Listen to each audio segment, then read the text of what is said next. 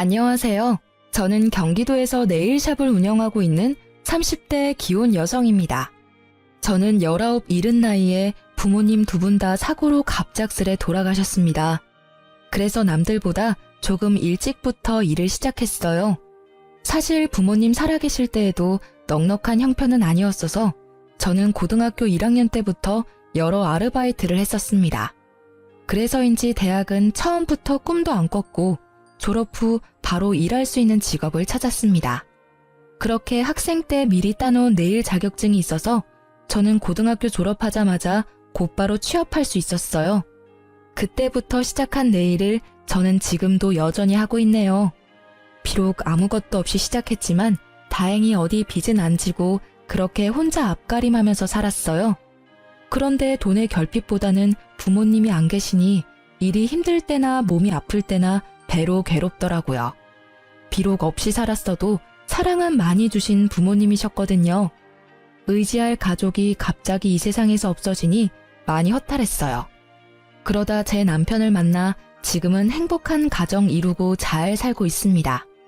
지인의 소개로 만난 남편은 제 눈에 너무 완벽한 사람이었습니다.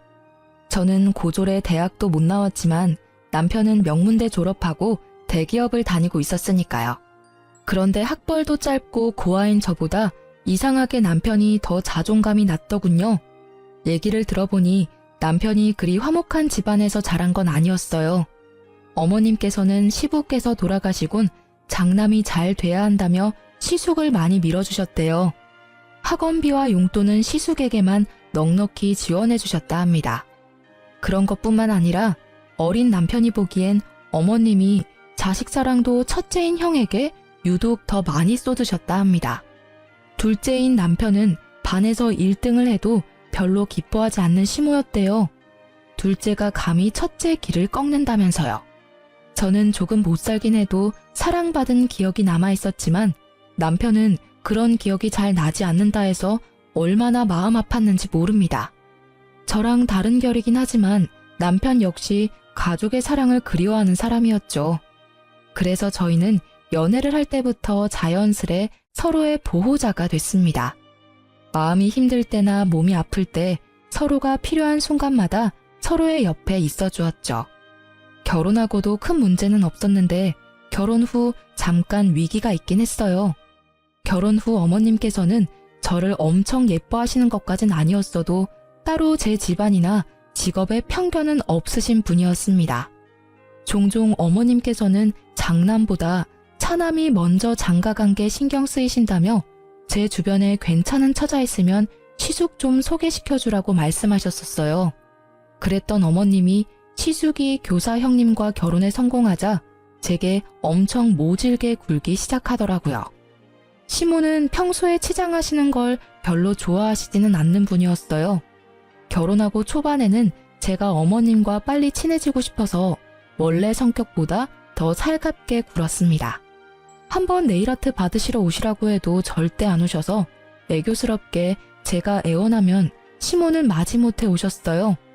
저 매일 오매불망 어머님께서는 언제 제 샵에 오시나 기다리고 있어요. 한 번만 오셔서 시술 받아보세요. 요즘 어머님들이 많이 하는 고급스러운 스타일로 제가 해드릴게요. 네? 꼭 한번 해드리고 싶어서 그래요. 아유, 거주장스럽게 나이 먹어서 네일아트 그런 걸 못하러 해. 그냥 했다 쳐라.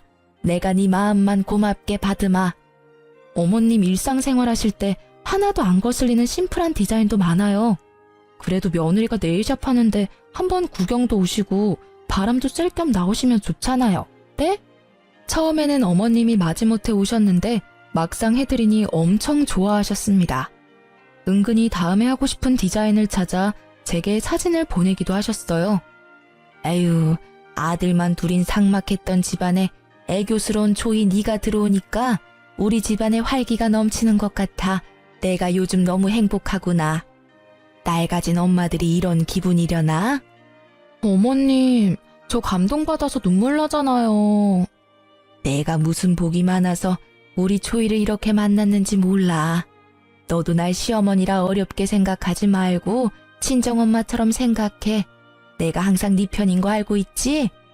말씀만으로도 너무 감사해요. 어머님, 저 결혼하고부터 매일이 너무 행복해요. 에휴, 나중에 첫째 며느리도 딱 우리 초이같이 싹싹하고 야물딱진 애가 들어와야 할 텐데 요즘 걱정이 많아. 큰 며느리가 늦게 들어와서 우리 초이랑 잘 지낼지도 걱정이고 나랑 잘 맞을지도 걱정이고. 에이, 미래의 제 형님도 분명 좋으신 분이실 거예요. 너무 걱정 마세요, 어머님. 저는 그렇게 시모의 무료한 일상의 분위기 전환을 해드릴 겸 가끔 네일 아트를 해드렸습니다. 시술 시간 동안에는 어머님과 이런저런 수다를 많이 떨어서 더 큰 유대감을 형성했죠. 어머님께서는 가게에 놀러 오셔서 네일을 받으시곤 항상 저 고생했다며 밥을 사주시거나 도시락을 싸오셔서 같이 점심을 먹었어요. 그렇게 한동안 저는 부부 갈등이라곤 없이 어머님과 좋은 시간을 보냈습니다. 그런데 시숙이 맞선으로 결혼에 성공하고 형님이 생기자 어머님께선 묘하게 달라지셨습니다. 제 이름을 더 이상 다정히 부르지 않으셨고 둘째라고만 부르셨어요. 저는 잠깐 속으로 좀 서운했지만 너무 저랑 어머님이 사이가 좋아 보이면 그것 또한 형님께 소외감을 드릴 수 있다 생각했죠. 그렇게 생각하니 어머님께서 현명하시다 생각했습니다. 그런데 저는 곧 그게 형님을 위한 배려가 아니라 어머님이 형님과 저를 두고 차별하고 있다는 걸 알게 됐습니다. 제게는 이유 모를 냉담함을 풍기던 시모께서 형님께는 다정하게 우리 혜선이라고 부르시는 걸 봤거든요. 집안 괜찮고 직업도 괜찮은 형님이 당연히 저보다 예뻐 보이시겠지 하고 저는 더 노력하려 했습니다. 어머님, 혹시 제가 최근에 뭐 실수한 게 있을까요? 실수라니? 아, 요즘 부쩍 어머님 기분이 안 좋아 보이셔서요. 혹시나 제가 뭐 잘못한 게 있는데 둔해서 눈치채지 못한 걸까 싶어서요. 그런 거 없다. 네. 그때도 저는 바보처럼 어머님이 따로 말씀 안 하셔도 분명 저한테 또 다른 이유가 있을 거라 생각하고 있었습니다. 그러던 어느 날 어머님께서 오랜만에 제 샵에 놀러 오셨어요. 저는 너무 기뻐서 정말 슬리퍼가 벗겨질 정도로 버선발로 어머님께 달려갔죠. 어머님 오셨어요? 어머, 형님도 오셨네요. 지금 예약 손님 없지? 네? 너 뭘 그렇게 바보같이 멀뚱히 서 있어? 손님 없냐고. 아, 네 어머님, 없어요. 그럼 혜선이 내일 좀 맡기자. 저는 특정 요일에는 오전 예약을 안 받고 오후에만 예약을 받습니다. 그런데 그 요일을 아는 시모께서 연락도 없이 형님을 데리고 샵에 오셨더라고요. 저는 마냥 반가운 마음뿐이었는데 어머님은 그날도 제게 무척 차가운 반응이셨습니다. 아, 형님, 내일 받으시려고요? 그럼 내일 샵에 시술 받으러 왔지 뭐하러 왔겠니? 예, 앞으로 우리 혜선이 손톱 정리는 네가 도맡아라. 혜선아, 오늘은 무슨 디자인으로 받고 싶니? 한번 봐야 할 것 같아요. 방학이니까 기분 전환도 할 겸 이참에 아주 화려하게 해봐. 어디 보자. 이것도 예쁘고 저것도 예쁘네. 우리 혜선이는 뭐 어떤 컬러든 잘 어울리니까. 형님 역시 어머님과 마찬가지로 제게 인사 한마디 없이 자리에 앉으셔서 어머님과 다정히 디자인을 고르시더라고요. 그날 저는 마치 형님과 어머님께 보이지 않는 투명 인간이라도 된 듯 했습니다. 하지만 저는 바보처럼 모두 잘 지내고 싶은 마음에 애써 그들이 무시하는 게 느껴져도 모르는 척 열심히 말을 걸었습니다. 형님, 손이 어쩜 이렇게 고우세요? 손가락 모델하셔도 될 것 같아요. 매장에 음악을 틀어놓기는 했지만 바로 앞에서 시술하는 제 목소리가 안 들릴 만큼 시끄러운 건 아니었습니다. 하지만 형님은 제 말을 가볍게 무시하고 곧바로 어머님께 말을 걸더라고요. 어머님, 나중에 식사는 어디에서 할까요? 글쎄다. 주변에 맛집이 뭐가 있었더라? 우리 혜선이는 뭐 먹고 싶은 거 있니? 어머님, 그때 저랑 가셨던 맛집 어떠세요? 시술 끝나고 형님이랑 다 같이 가요. 예, 둘째 너는 아무리 그래도 마실 거라도 한 잔 내놓지 않고 종알종알 말만 많니? 참 셀프라지만 어휴. 어머, 제가 금방 가져다 드릴게요. 두 분 오셔서 제가 너무 들뜨는 바람에 그만 깜빡했어요. 어머님은 커피 드시고 형님은 어떤 거 드시겠어요? 녹차, 아이스티, 커피, 오렌지 주스 이렇게 있어요. 됐다, 아서라. 마실 건 내가 가서 가져올 테니 넌 시술에나 집중해라. 원 산만해서는 우리 혜선이는 커피는 못 마시니까 주스 괜찮지? 네, 어머님. 역시 제 취향 너무 잘하세요. 감사합니다. 아, 형님 죄송해요. 제가 정신이 없어서 오셨는데 음료 한 잔을 못 드렸네요. 아, 동서 되게 애쓴다. 네? 어떤... 동서, 평소에 고객들한테 억지로 말 많이 걸어야 하지? 근데 애쓰지 마. 우린 가족이잖아. 지금은 굳이 말 안 걸어도 돼. 그리고 난 좀 조용히 시술 받고 싶어. 알잖아. 교실 워낙 시끄러운 거. 그래서 모처럼 쉬는 날은 좀 조용히 있고 싶네. 무슨 말인지 이해했지? 네? 아, 네. 그렇게 형님은 어머님이 잠시 안 계실 때 제 입단속을 시키더니 그 뒤론 어머님이랑 폭풍 수다를 떨더군요. 저는 그 수다에 끼어들지 못했어요. 저도 사람인지라 수치심이 느껴져 더 이상 살갑게 먼저 형님께 대화를 시도하지 않고 묵묵히 시술만 했습니다. 그런데 어머님까지 기본 손톱 케어를 다 해드리고 나자 두 분은 제게 고맙다거나 고생했다는 말 한마디 없이 바삐 일어나시더라고요. 네, 결국 저만 빼고 형님과 어머님은 식사를 하러 갔습니다. 도대체 제가 뭘 잘못했길래 그렇게 냉담하신 건지 저는 또 바보같이 혼자 서운함을 꾹꾹 눌렀어요. 그런데 그 다음날 형님에게서 연락이 왔어요. 저는 어제 인사 없이 가서 미안했다, 뭐 고마웠다 이런 말을 들을 줄 알았는데 형님께서 처음부터 하는 말이요. 어쩔 거야? 여보세요? 형님 아니세요? 내 번호 안 떠? 뭘 또 물어? 나 맞아. 형님, 왜 그러세요? 동서, 내 손톱 어쩔 거냐니까? 손톱이 왜요? 무슨 문제 있으세요? 일단 제일 문제는 손톱이 너무 거추장스럽고 불편해 죽겠어. 게다가 엄청 따끔거리고 손톱 사이에 진물도 나오는 것 같거든? 어떻게 배상할 거야? 아니 실력 개뿔도 없으면서 무슨 샵을 하겠다고. 형님, 아무리 화가 나셨다 해도 좀 말씀이 지나치시네요. 우선 손은 괜찮으세요? 죄송해요. 저도 샵하면서 정말 이런 경우는 처음이라 이유를 모르겠어요. 일단 저랑 같이 병원부터 가시겠어요? 내가 왜 너랑 같이 병원을 가야 하니? 그리고 사과를 할 거면 똑바로 해. 저 형님, 속상하신 마음은 알겠는데 호칭은 똑바로 해주세요. 뭐? 꼴에 지금 자존심 상한다 이거야? 시댁 식구들 앞에서나 우리가 형님 동서지. 그나저나 내 손톱 어쩔 거냐니까? 손님이 클레임을 걸었으면 사과를 제대로 해야 할 것 아니야. 장사 이따위로 할래? 가게 문 닫고 싶은 거 아니지? 멀쩡한 손톱 몇 개는 부러졌다고. 이거 어떻게 책임질 거야? 형님, 저는 평소대로 시술했고, 아니, 오히려 더 신경 써서 해드렸어요. 같이 병원도 가기 싫다시고 진짜 손톱 문제 생기신 게 맞다면 샵 한번 들려주세요. 제가 원인 파악해볼게요. 어머, 내가 왜 그래야 하는데? 됐고, 가족끼리니까 내가 이번 한 번만 눈 감아줄게. 그 대신 나도 피해를 봤으니까 오는 게 있어야겠지? 동선의 샵 정기권 얼마야? 20회짜리 있으면 그걸로 끊어주고 퉁쳐. 네? 그게 무슨 말씀이세요? 왜? 아까워? 형님 저 뭐 믿고 20회나 시술 받으시려고요. 또 문제 생기면 어떡해요? 뭐? 제가 병원에 가자니까 한사코 거절하며 저희 샵 내일 정기권으로 이 상황을 퉁치자는 형님의 말이 의아하더군요. 게다가 전화하는 내내 저를 무시하는 말투에 기분이 많이 나빴던 저는 바로 그 제안을 거절했어요. 그건 안 되겠네요. 뭐?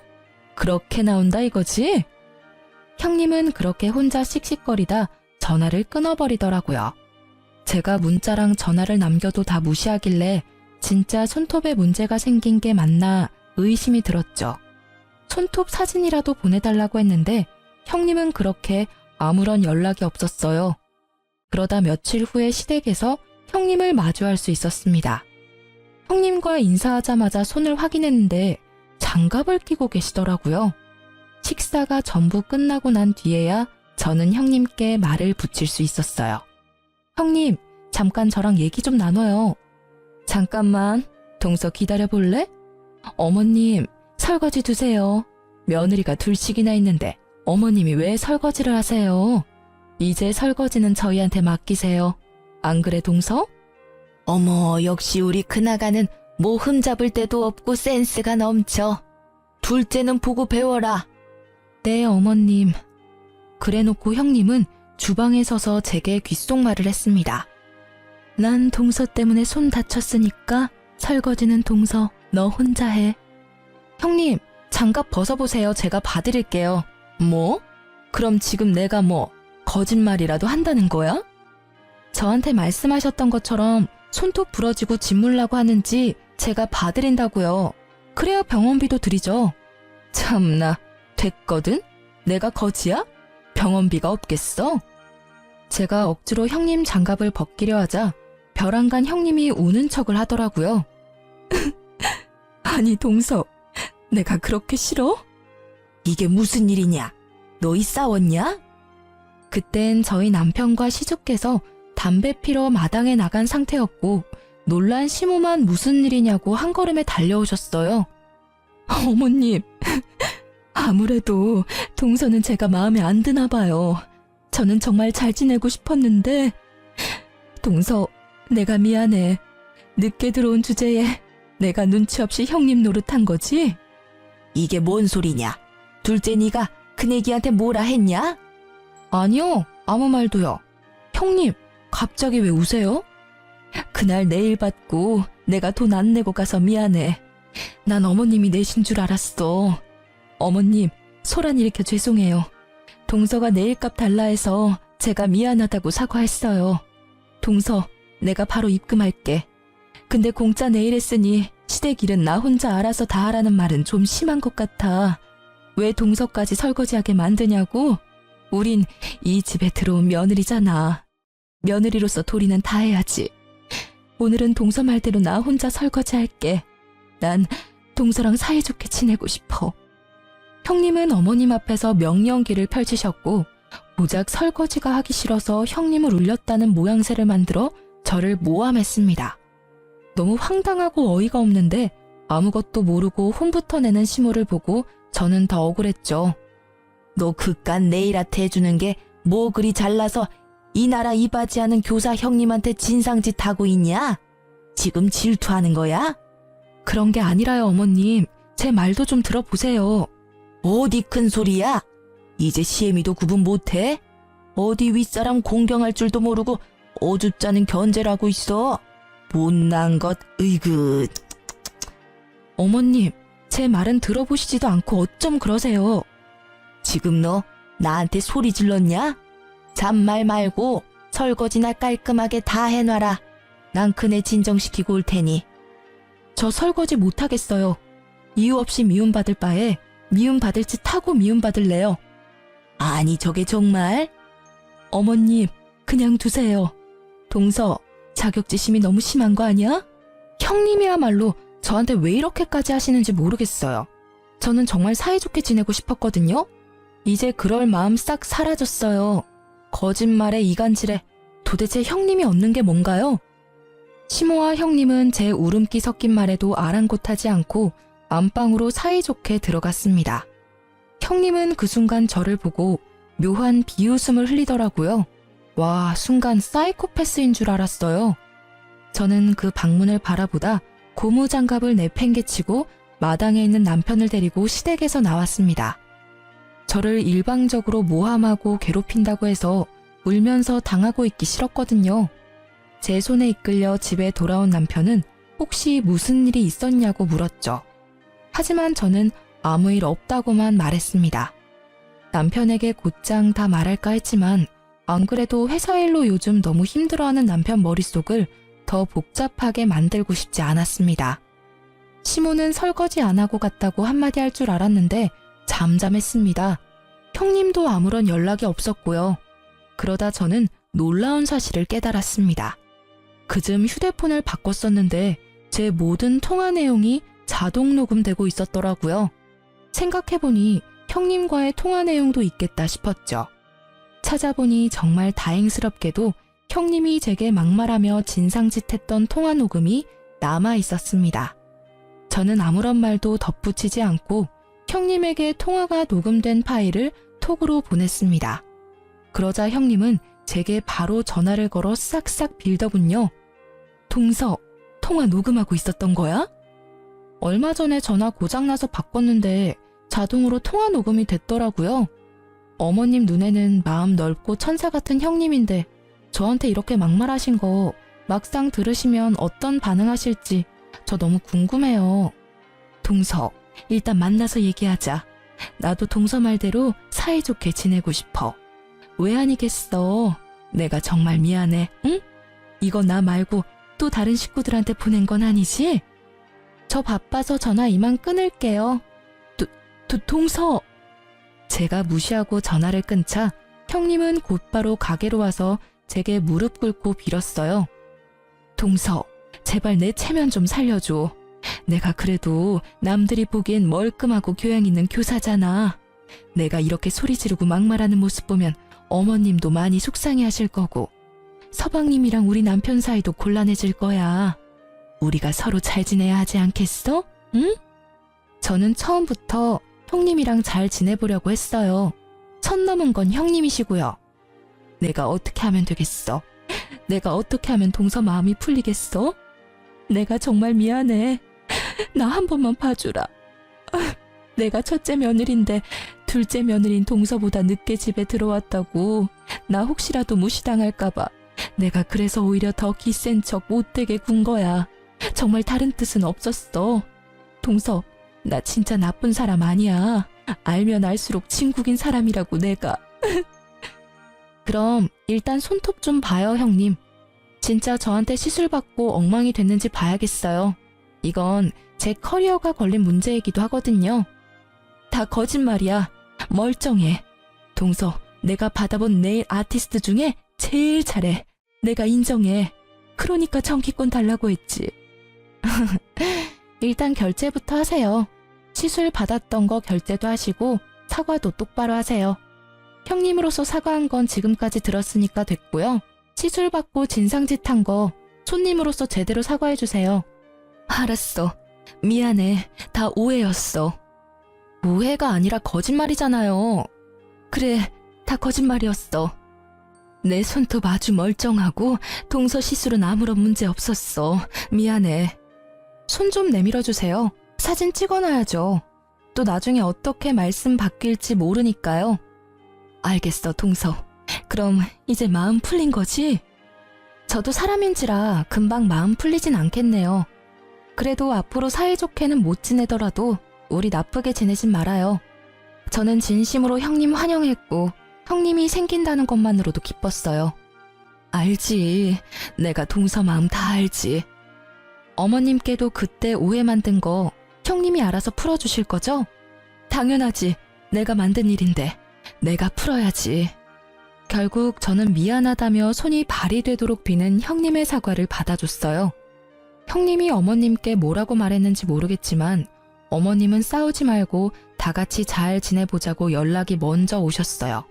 하지만 저는 이미 상처를 받아서 어머님께 더 이상 살가운 며느리가 될 수는 없더라고요.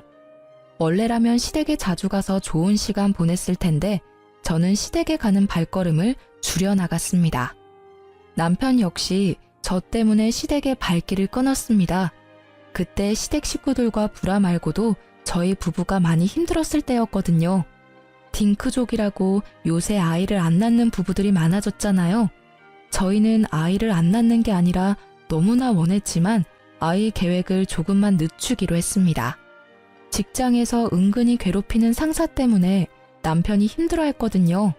대놓고 괴롭히면 고발이라도 할 텐데 그런 건덕지를 남기지 않으니 아무 대처도 할 수 없었어요. 게다가 매일 야근에 시달리며 과로까지 하니 사람이 망가져 간다는 게 두 눈으로 보이더군요.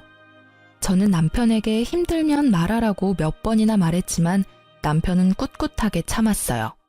원래대로라면 저희가 아이를 가지기로 계획한 해였어서 더 열심히 일해야 한다고요. 그러던 어느 날 남편이 흐느껴 울면서 회사를 그만두고 싶다고 고백했습니다. 저는 고민하지 않고 남편에게 1년만 쉬라고 했어요. 남편은 곧바로 이직할 회사를 알아보겠다고 했지만 저는 천천히 가자고 했어요. 남편이 살도 너무 많이 빠지고 피폐해 보였거든요.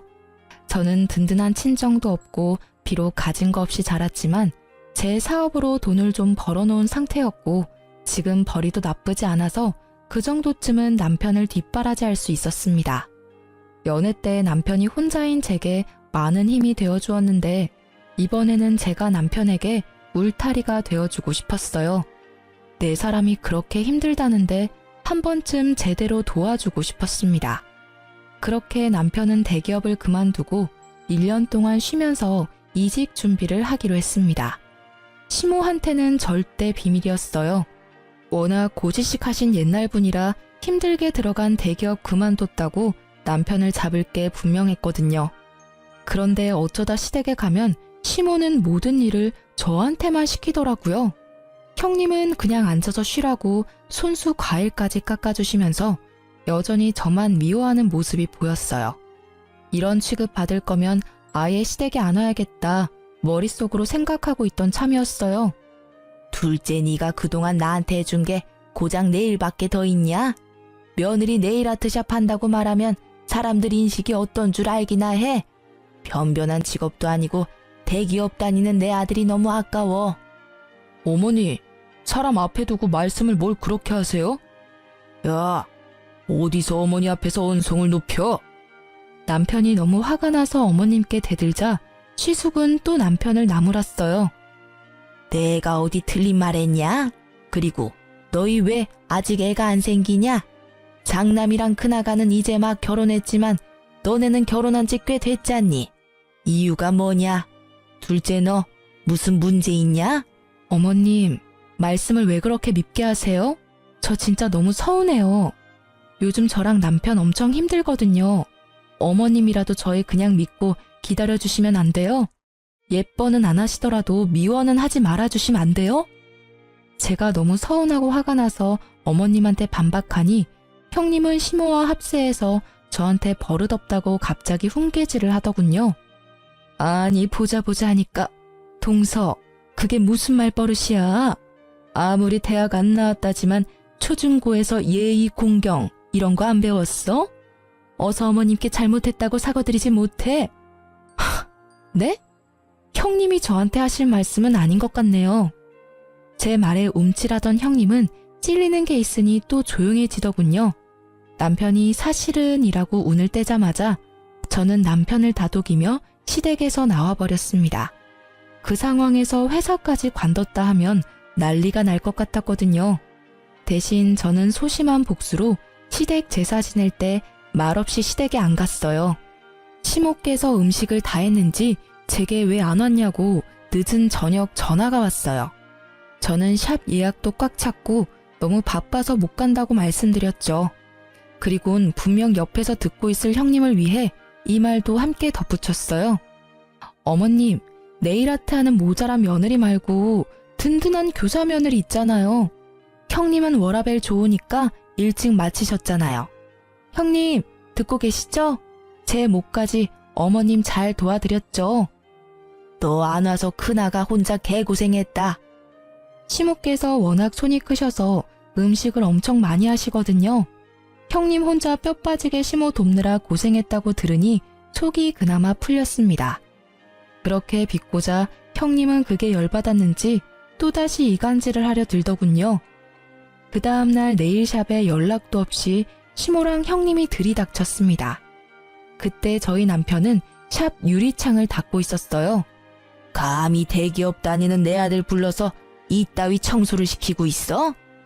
자기 아들 유리창 좀 닦는다고 기겁하며 개거품 무는 시모였어요.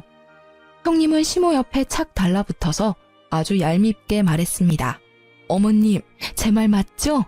지나가는데 가끔 여기 청소하고 있더라고요.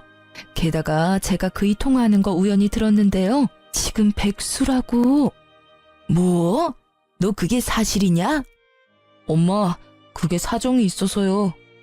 저희 부부의 자세한 사정은 모르면서 그렇게 이간질 시도하는 형님을 보고 저는 너무 화가 나더라고요.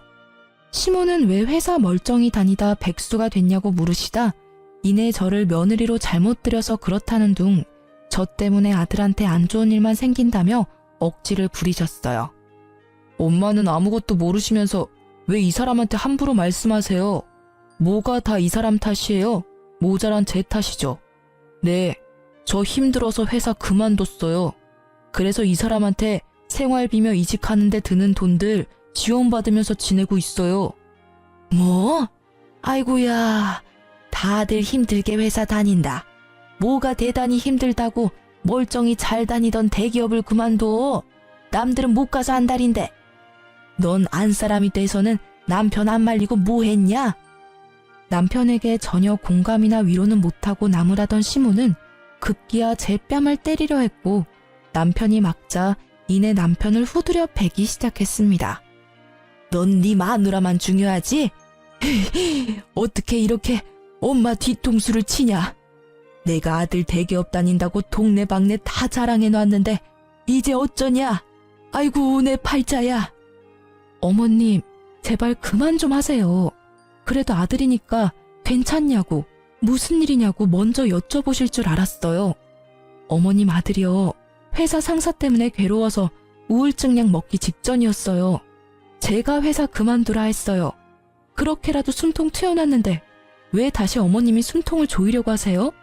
그리고 아무리 어머님이시라도 내 남편 몸에 손찌검하지 마세요. 이 사람 충분히 힘들다고요. 하지만 시모는 눈 하나 꿈뻑하지 않으시곤 저에게 또 막말을 시작했어요. 보다 못한 남편은 자기가 어머님께 맞는 건 몇 대라도 맞아드리겠지만 제게는 막말하지 마시라고 화를 냈어요. 그리고 이어지는 남편의 말에 옆에서 구경하던 형님도 놀라고 어머님도 조용해지시더라고요. 엄마, 그동안 살아오면서 엄마가 도와달라고 하신 일들 내가 군말 없이 도와드렸잖아요. 장남인 형은 능력 없어서 내가 다 도와드렸잖아요. 엄마 힘들 때 도와드리는 자식이 누구일 것 같아요? 바로 저예요. 그런데 이러시면 안 되죠. 저 앞으로 엄마 무슨 일 생기셔도 절대 안 도와드릴 거예요. 그래? 그래라. 난 내 장남이랑 교사인 큰며느리만 있으면 된다. 손주도 우리 장남이랑 큰아가한테서 받으면 돼. 충격받은 남편이 말을 잇지 못해서 그 다음부터는 제가 나섰습니다. 형님이 제일 잘하는 이간질을 저도 해봤어요. 어머님, 혹시 아주버님이랑 형님 딩크족인 거 모르셨어요? 뭐? 딩크? 그게 뭐냐? 어디 뭐 새로 나온 욕이냐? 결혼할 때 애 안 낳기로 서로 합의하고 결혼하는 사람들 보고 딩크족이라고 해요. 형님, 딩크족이잖아요. 시모 눈이 희번뜩해지고 형님은 당황한 눈치였어요. 시모가 형님한테 사실이냐고 캐묻자 왜 이간질하냐며 저를 밀치고 머리채를 잡으려던 형님이었습니다. 하지만 재빠른 시모가 먼저 형님 머리채를 휘어잡았죠. 말 그대로 개싸움, 난장판이 나자 저는 웃으면서 말했어요. 지금껏 형님 네가 했던 게 바로 이간질이에요. 왜? 난 하면 안 돼? 제가 반말하자 또 반말했다고 형님은 발작하더라고요. 그리고 남편에게는 가만 있으라는 신호를 보내고 저는 순순히 형님께 머리를 뜯겨줬습니다. 이제 당신 얼굴 안 보고 살 건데 왜 존댓말까지 해야 합니까? 여보, 존대 절대 하지 말아요. 저는 남편의 말에 힘입어 형님에게 마지막 엿을 날려드렸어요. 요즘 갑질에 얼마나 예민한지 모르지? 지금 내 머리채 잡으려는 것까지 싹 다 인터넷에 다 뿌릴 거야. 땡땡 학교 교사가 네일샵 직원 머리채 잡았다고 말이야. 동네 맘카페에다가 저번 통화 녹음한 것도 다 올릴 거야. 어머, 안 돼! 제 머리를 신나게 잡고 흔들던 형님은 또 안 된다며 빌빌 기더라고요. 어머님께 머리를 뜯기면서도 두 손이 발이 되도록 빌더라고요. 일 저지르고 비는 게 당신 특기야? 시모는 모든 상황 떠나서 믿었던 첫째 아들이 딩크족이라는 사실에만 충격 먹어선 멍하니 대꾸도 안 하더라고요. 그렇게 시모와 형님이 가고 남편은 제게 통화 녹음은 무슨 말이냐고 물었죠. 저번에도 이런 비슷한 일이 있었다고 남편에게 다 털어놓자 남편은 꺼이꺼이 울면서 그동안 혼자 맘고생 시켜 미안하다고 제게 사과했습니다. 앞으로는 시댁과 정말 영 끊고 살 거라고 저 이제 고생 안 시키고 싶다면서요. 시숙은 모든 상황을 듣고도 남편과 저를 시댁으로 호출해서 당장 형님과 시모께 사과하라더군요. 중간에서 이간질한 이유로요. 남편과 저는 마지막 마무리를 하러 시댁에 가줬습니다.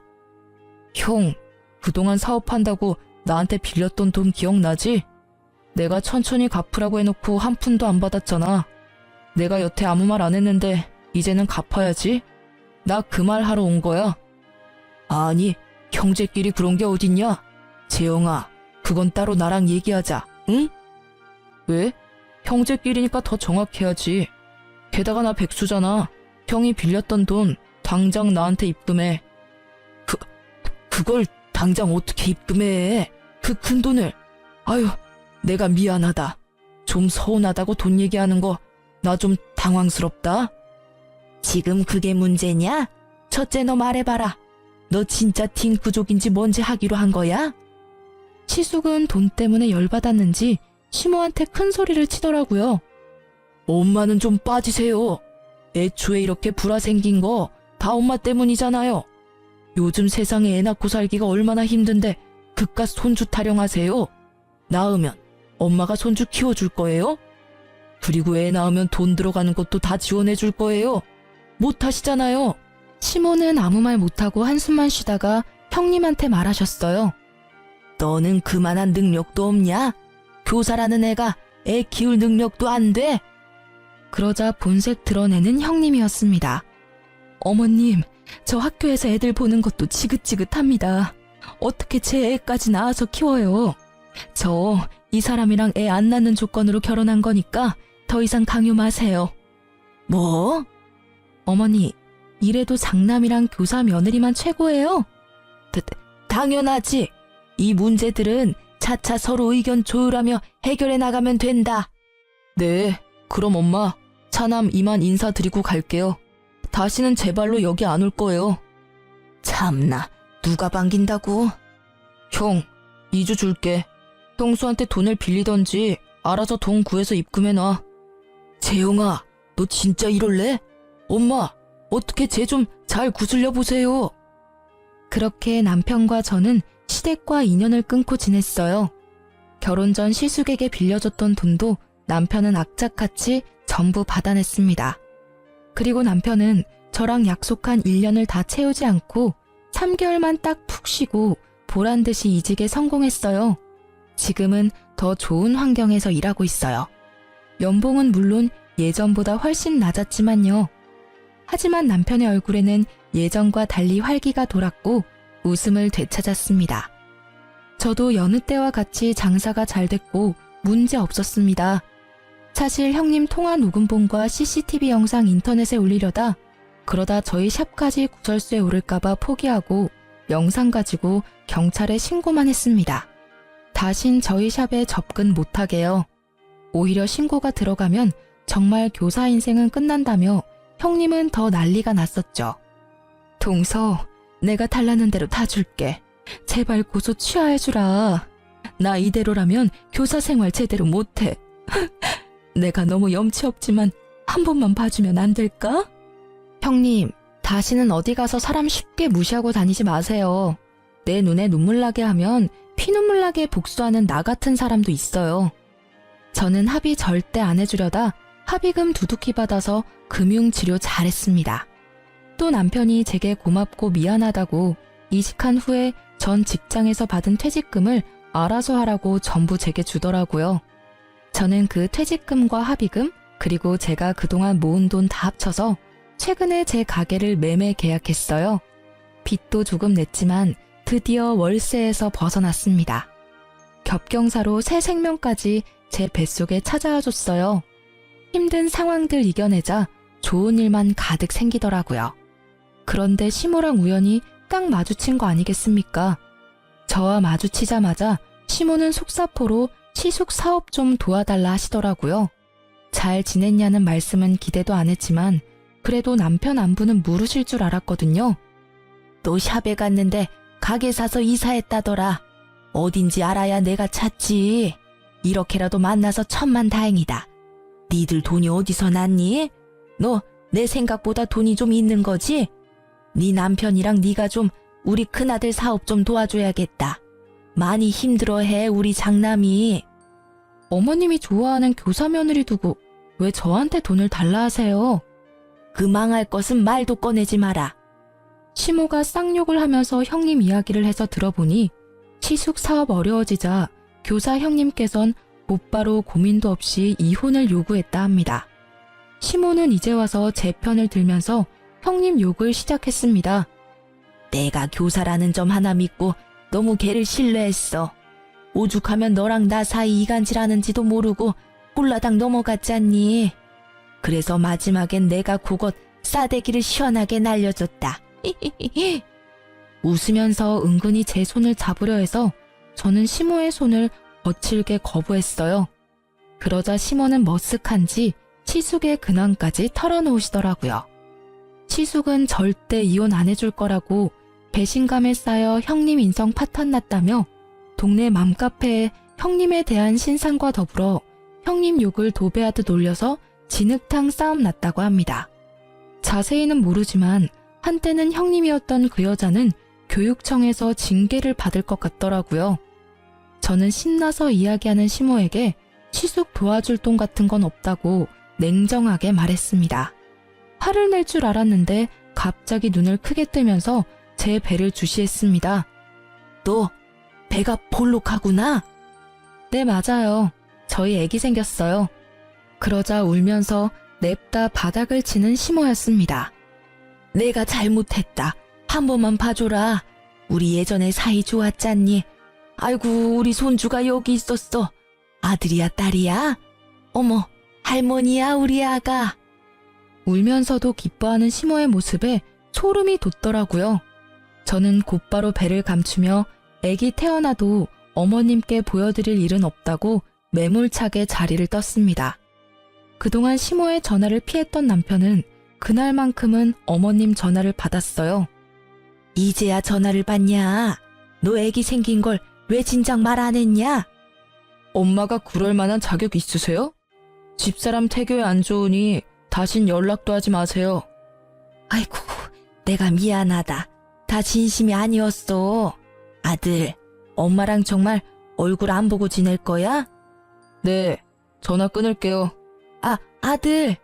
그렇게 시모는 남편에게 일방적으로 용서를 빌다가 또 태교에 안 좋으면 출산 때까진 연락을 안 하고 있겠다며 사라지셨습니다.